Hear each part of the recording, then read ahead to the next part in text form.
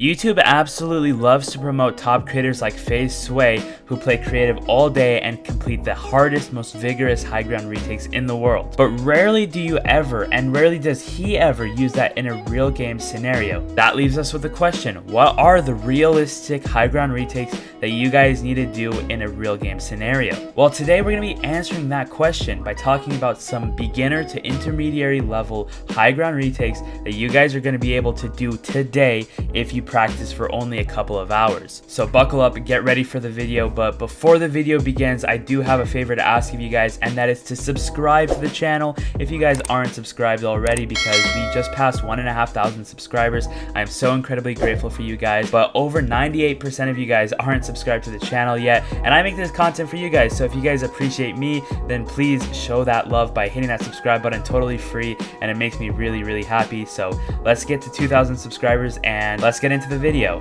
And for the rest of the video, I'm going to take you guys to my creative island, so enjoy. Alrighty guys, welcome to the test environment. By the way, before we get into it, I just wanted to say we do have a live audience, so bear with me. I have a fan here with me. No? Okay. Anyways, let's just get into the tips, man. First tip I'm going to be talking to you guys is the hybrid infinite 90s that I have been using for quite a while, and I really need to share this with you first before we can get into the other tips.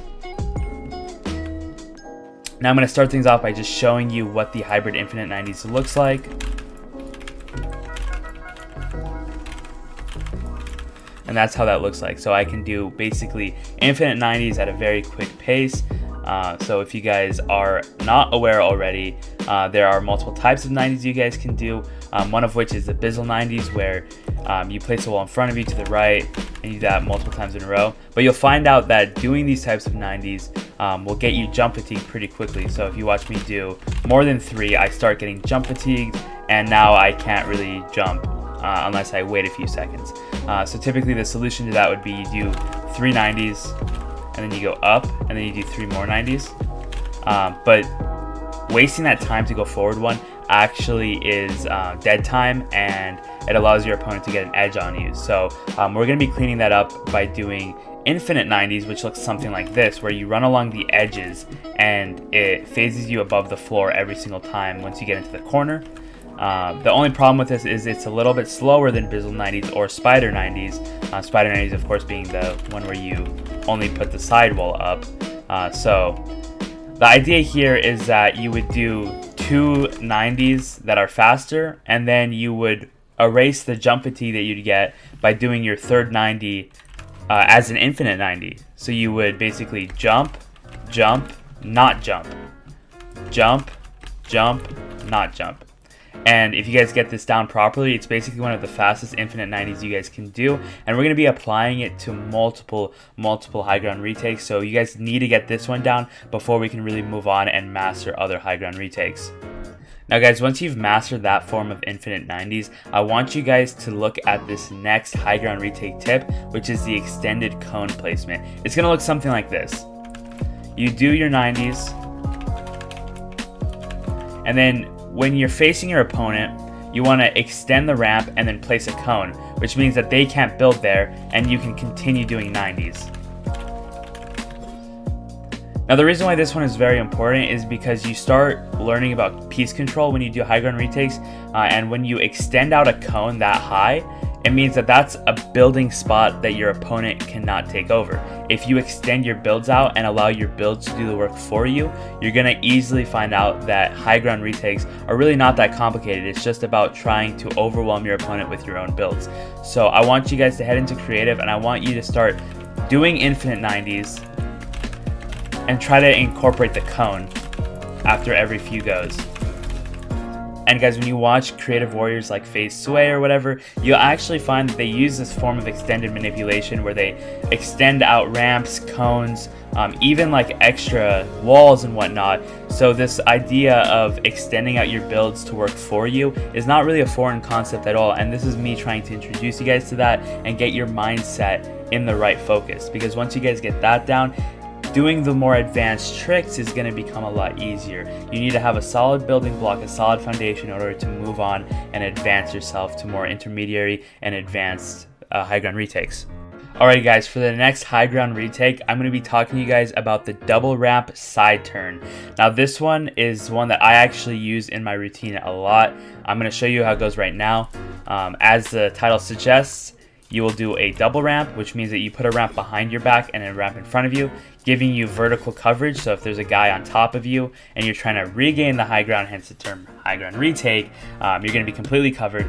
But the idea is that no matter how high you go, you want to have one ramp, one tile above the bottom ramp, meaning that you don't want to have this ramp here.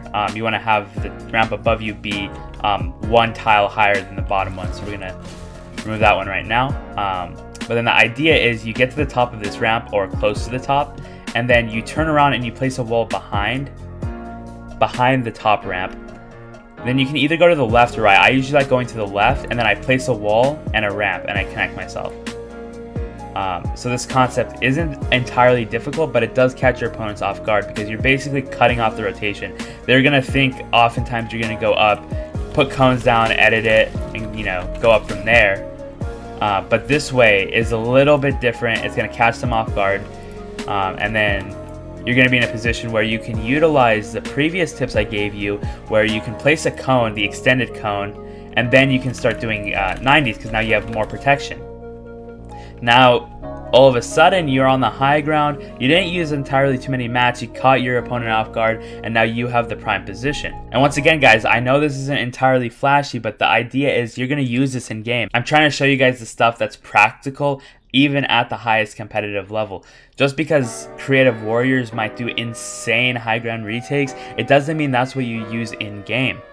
I don't use any of those crazy tricks because one, they're entirely difficult to pull off, and two, even if you're able to pull it off, how can you guarantee that you're able to do it with consistency? You see, the best high ground retakes to do are the ones that you can guarantee 100% of the time you aren't going to scuff any edits.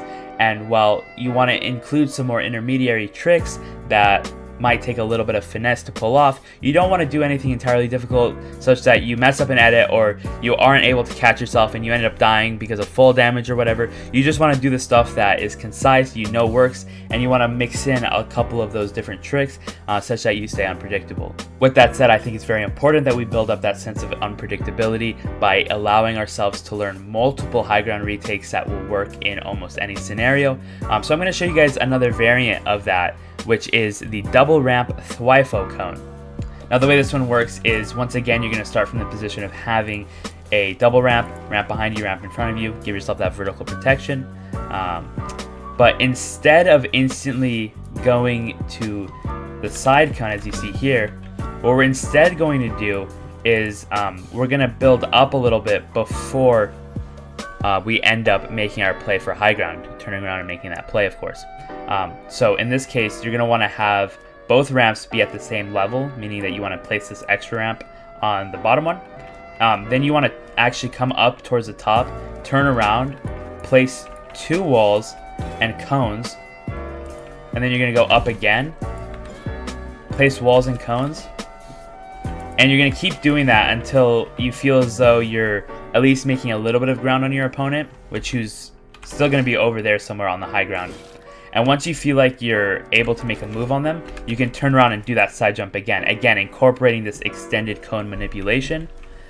And then you can go up and do your infinite 90s. The idea here is that you're getting a little bit of variance. You're not always going to be doing that same old, go up on the side, right? So sometimes you're going to be putting cones up, and then you're coming around to the side, and you're doing that same 90s. Again, that's why I talked to you guys about the infinite 90s first, then I talked about the extended cone, and then I showed you an entire trick that includes a double ramp into the extended cone into the infinite 90s, kind of putting everything together, so to speak.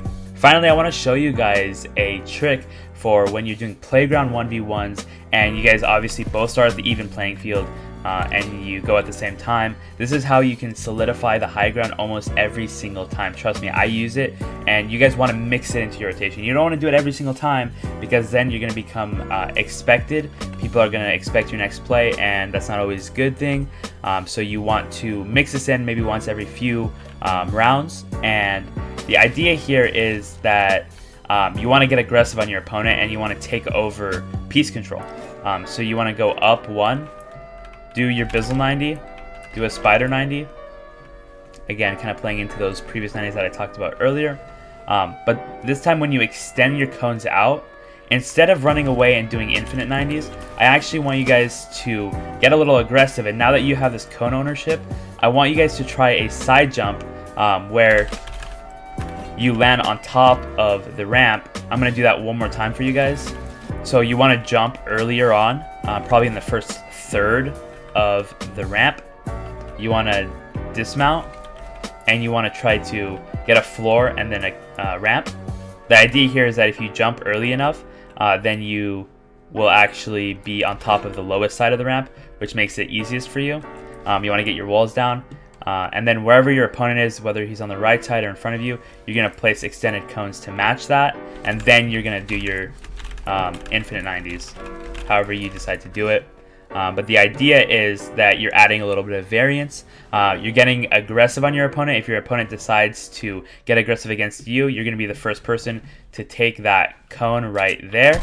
And then you're going to branch out and go up. So hopefully you guys find some use out of those tips and tricks. Once again, not only am I trying to show you guys some real examples of what high ground retakes you can do, I also want to give you guys the building blocks to create your own high ground retakes, knowing what goes into an effective retake strategy. Go to the comments down below and let me know what you guys want to see in the next video. I got a lot more content I want to produce for you guys. So once again, subscribe to the channel if you want to keep up to date on everything that I do. And with that said, I'll see you guys all in the next one. Peace.